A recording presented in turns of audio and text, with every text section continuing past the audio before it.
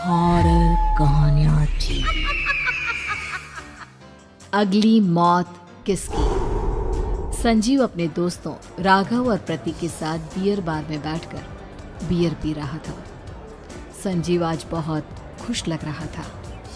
अरे यार, आज की पार्टी में तो मजा आ गया।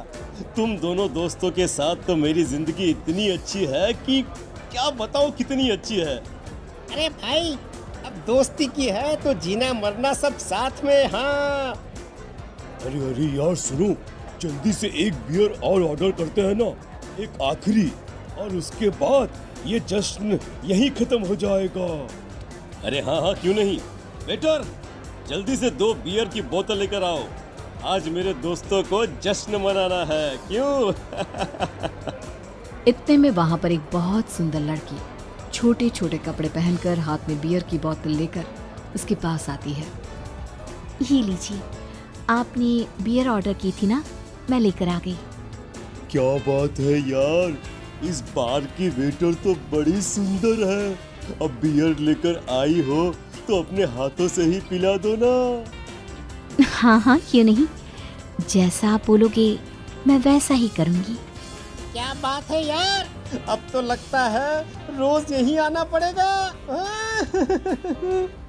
उसके बाद वो लड़की उन तीनों को बियर सर्व कर देती है। पार्टी करने के बाद वो तीनों अपने अपने घर जाते हैं।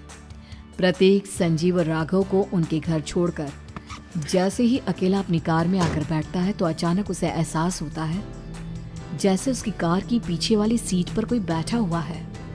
वो तुरंत पीछे मुड़कर देखता है। तुम यहाँ क्या कर रही हो? और तुम मेरी कार में कब आई? अरे तुम तो बार में वेटर थी ना। बस ऐसे ही मेरा दिल कर रहा था आपके साथ आपके घर चलने का, इसलिए मैं आपके साथ चली आई। अरे लेकिन तुम मेरी कार में आई कब? अभी कुछ देर पहले तो यहाँ पर मेरे दोस्त बैठे हुए थे। प्रतीक के इतना बोलते ही उस लड़की का चेहरा खतरनाक तरीके से बदल जाता है। उसकी आंखें पत्थर की तरह सफेद और पूरे शरीर पर नीली नीली नसें उभर आती है। गाड़ी चलाओ, पूरी स्पीड में चलाओ, और अगर तुमने गाड़ी रोकने की कोशिश भी की तो मुझसे बुरा कोई नहीं होगा। डर की वजह से प्रतीक के पसीने छूटने लगते हैं। उसका शरीर बुरी तरह से कांप रहा था। प्रतीक बिना कुछ सोचे समझे कार को फुल स्पीड से चलाना शुरू करता है। चलते चलते वो शहर से दूर एक पहाड़ी पर पहुंच जाता है और सामने अब सिर्फ पहाड़ी का किनारा दिख रहा है, जिसे देख प्रतीक घबराकर अचानक से कार को ब्रेक लगाता है। देखो देखो देखो देखो, मुझे छोड़ दो मुझे। अगर मैंने गाड़ी जरा सी भी आगे बढ़ाई तो हम दोनों नीचे गिरकर मर जाएंगे। ये तो तुम्हें पहले सोचना चाहिए था ना। अब कुछ नहीं हो सकता।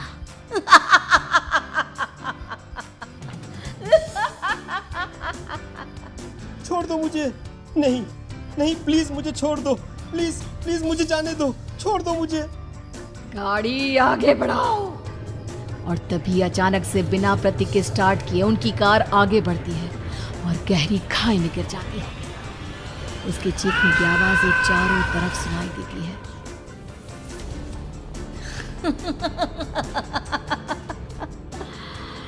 तुझे मारकर मेरे कलेजे में जल रही आग को थोड़ी शांति तो मिल गई, लेकिन अभी ये कहानी खत्म नहीं हुई। और फिर अगले दिन राघव और संजीव को पता चलता है कि प्रतीक की पहाड़ी से नीचे गिरकर मौत हो गई।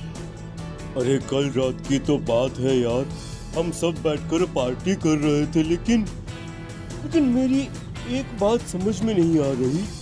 राघव शहर से इतना बाहर उस पहाड़ी पर इतनी रात को क्या करने गया था? अरे यार, वही सोचकर तो मैं भी परेशान हूँ। हम दोनों को छोड़ने के बाद तो वो सीधा अपने घर जाने वाला था, और वो आत्महत्या क्यों करेगा भाई? कल रात तक वो कितना खुश था, हमारे साथ सेलिब्रेट कर रहा था।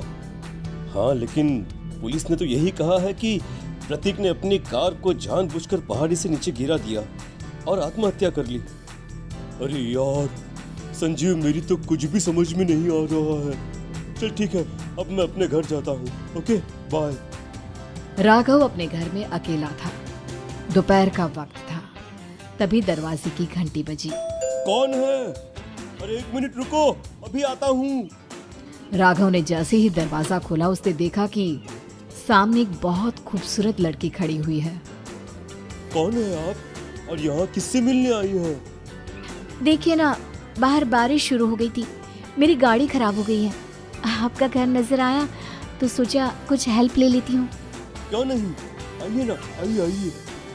मेरे कपड़े पूरे भीग चुके हैं, क्या आपके पास टॉवल मिलेगा प्लीज?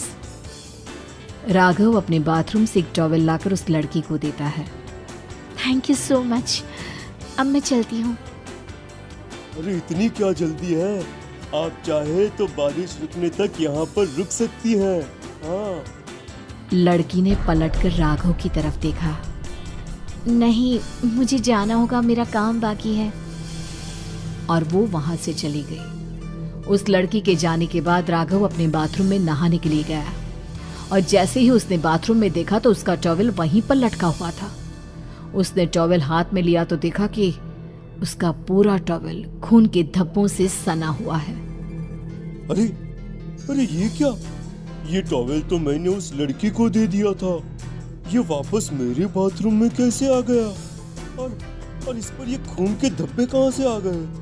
राघव ने आईने में देखा तो उसकी गर्दन पर एक बड़ा सा चाकू का कट लगा हुआ था जिससे खून बह रहा था, जिसे देख राघव के होश उड़ गए। हाँ, अरे ये क्या? मेरी गर्दन इतनी ज्यादा कटी हुई है और मुझे दर्द भी नहीं हो रहा है। ये क्या हो रहा है मेरे साथ? राघव घबराकर बाथरूम से बाहर आया और अपना मोबाइल उठाकर उसने संजीव को फोन लगाया। संजीव जल्दी से मेरे पास आ जाओ। मुझे लगता है कुछ बहुत बड़ी गड़बड़ है, जल्दी आ जाओ। उधर से आवाज आई, लेकिन वो आवाज संजीव की नहीं बल्कि एक लड़की की थी।